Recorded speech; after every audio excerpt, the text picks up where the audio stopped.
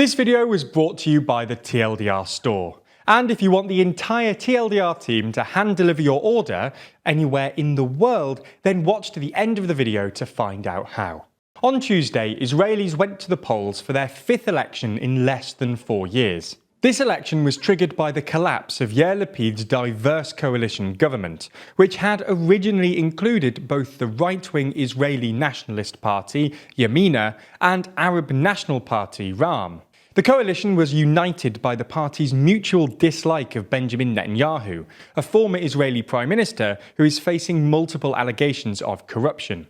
Despite the fact his trial is ongoing, Netanyahu nonetheless decided to run in Tuesday's election, and exit polls suggest he did pretty well. So in this video, we're going to look at why Israelis are going to the polls yet again, the result of Tuesday's election, and whether this new government can put an end to the political chaos of the past 4 years or so.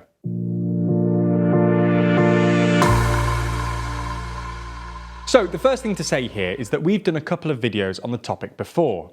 The most recent one, which we did when Lapid's coalition collapsed back in June, goes through the events leading up to the government's collapse in quite some detail, including the last 4 elections that preceded it. So if you want to know more about the context behind Israel's current political chaos, we'd recommend you go watch that. Anyway, the TLDR of that video is that Israel's political chaos all comes down to Benjamin Netanyahu. For those of you who don't know, Netanyahu was Israel's prime minister from 2009 until 2019. However, in the last couple of years of his premiership, Netanyahu faced various allegations of corruption relating to his favourable treatment of certain Israeli businessmen, including the media mogul Sheldon Adelson. By the time the April 2019 elections came around, it had become clear that Netanyahu would face charges, and his usual coalition partners refused to form a government with him. Unfortunately for any Israeli who wanted a functioning government, Netanyahu's Likud party still won 26% of the popular vote, which under Israel's PR electoral system translates to 35 seats in Israel's 120-seat Knesset. This made forming a coalition difficult, so Israel went to the polls again. This became a bit of a pattern. Likud reliably garner about 25% of the popular vote, which means not enough seats to form a government, but enough seats to make it difficult for anyone else to form one, hence the endless elections. Anyway, in September 2019, Likud won 32 seats, and again a coalition proved impossible, so there was another election in March 2020. Likud won 36 seats, and while they originally formed a government with the second largest party, Blue and White, they failed to pass their first budget, which meant yet another round of elections in March 2021. This time, Likud won 30 seats, and the second largest party was Yair Lapid's Yesh Atid, an offshoot of Blue and White. Yesh Atid won only 17 seats, which meant that a government looked unlikely, but they somehow cobbled one together.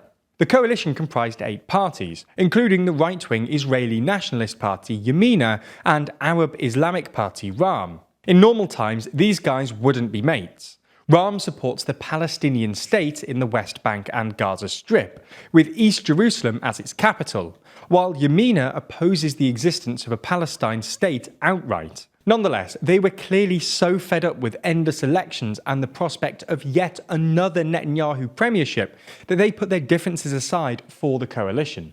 Now, this coalition was always going to be tricky. On top of its ideological diversity, it only had a 1-seat majority, and that shrunk to 0 in March when a Yamina member withdrew from the coalition. Nonetheless, the coalition fared surprisingly well. They successfully passed a budget in November, navigated the coronavirus pandemic, and strengthened relations with both the Biden administration and Israel's Arab allies. Inevitably, however, in June, the coalition collapsed, leading to elections which happened on Tuesday. Now, we don't know the results yet, but exit polls suggest that Netanyahu's Likud won about 31 seats. This is about the same as the last time around in March 2021. But this time, Netanyahu might actually be able to form a majority. This is because he's widened his coalition to include more extreme right-wing parties. Netanyahu's new grouping includes Likud, 2 ultra-Orthodox parties, and the religious Zionism grouping. The religious Zionism grouping comprises the socially conservative Noam, the religious Zionist party, and Jewish Power Party, led by Itamar Ben-Gvir. Ben-Gvir is an Israeli ultra-nationalist who used to be a part of the Kash Party, which advocated the expulsion of Arabs from Israel and Palestine and opposed Jewish intermarriage with non-Jews. He's gone to court multiple times and was previously convicted of incitement to racism. In a November 2015 interview, he claimed he'd been indicted 53 times. As recently as last year, Netanyahu said that while he'd be considering including Jewish power in a coalition, Ben-Gvir himself was unfit to be a minister. However, as Ben-Gvir's popularity has soared, Netanyahu has changed tack and recently suggested he could serve as police minister. Now, we should stress here that these are just exit polls, and we won't know the full results until later in the week. It's also worth mentioning that exit polls overstated Netanyahu's support back in 2021. However, if Netanyahu does win a majority, this should put an end to Israel's political chaos, at least temporarily. Netanyahu's bloc will be more stable than the ideologically diverse coalition that preceded it, and Netanyahu's trial, which could force him out of office, looks unlikely to conclude anytime soon, given the current pace of court proceedings. In terms of policy, Netanyahu's government would be the most right-wing nationalist Israeli administration in years. While Likud are already pretty right-wing, the other parties in the coalition are even more so. Religious Zionism want to weaken Israel's judiciary and have floated expelling any Arabs who demonstrate, quote, disloyalty to the State of Israel. It's an open question as to whether Netanyahu will be able to keep a leash on Ben-Gvir and co. Their extremist politics has made them popular, so they'll have little incentive to tone it down, even if Netanyahu wants them to. This tension was made clear in their respective victory speeches on Tuesday night. Netanyahu promised to establish a national government that will look after everyone, while Ben-Gvir announced that the public voted for a Jewish identity, and the time has come for us to be the landlords of our country. Ultimately, it looks like the political direction of this government will depend on to what extent Netanyahu can rein in his ultra-nationalist allies. Do you want to meet Team TLDR? Well, we're fast approaching our 10,000th order on the TLDR store. So to celebrate, we're going to hand deliver the 10,000th order anywhere in the world. In fact, we're going to record a whole video of our team racing to deliver your order and be the first to arrive at your doorstep. Sounds fun, right?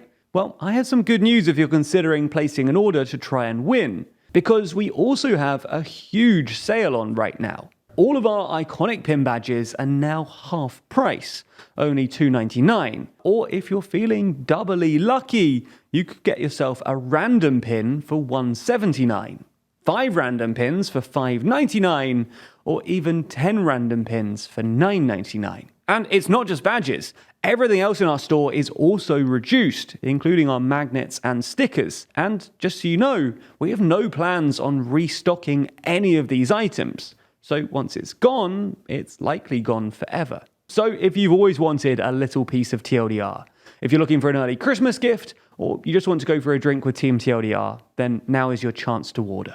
The link to the store is in the description, and thanks for supporting the channel.